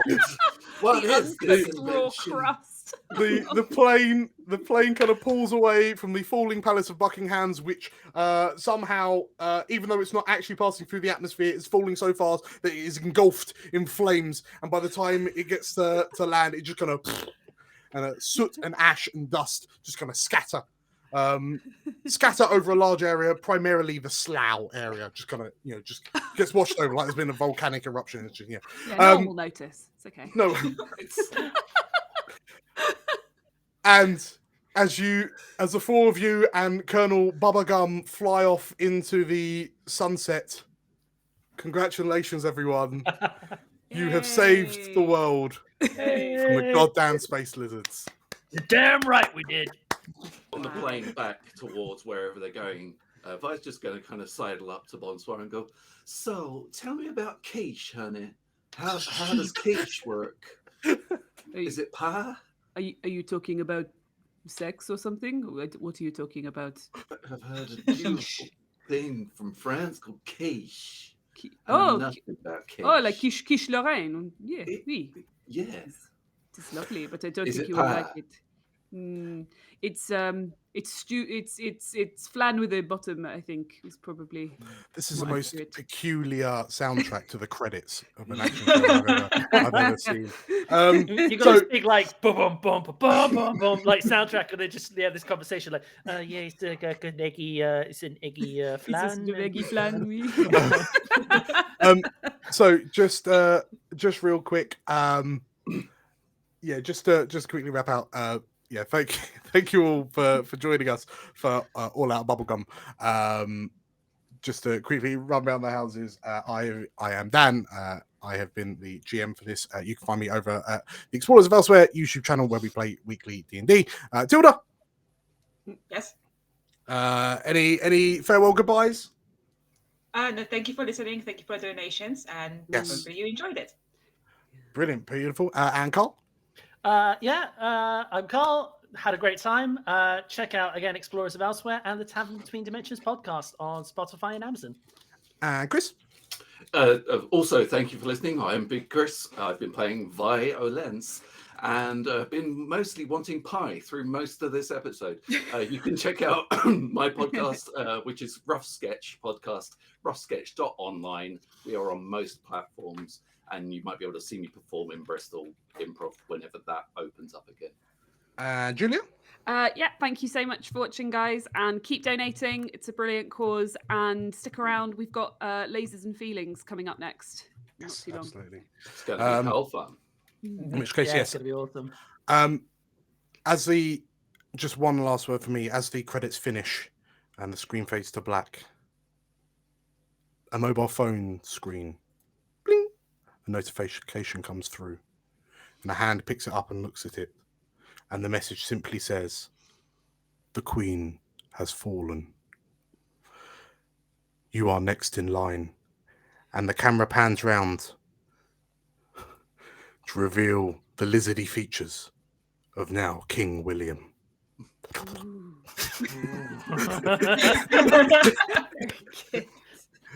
Cool.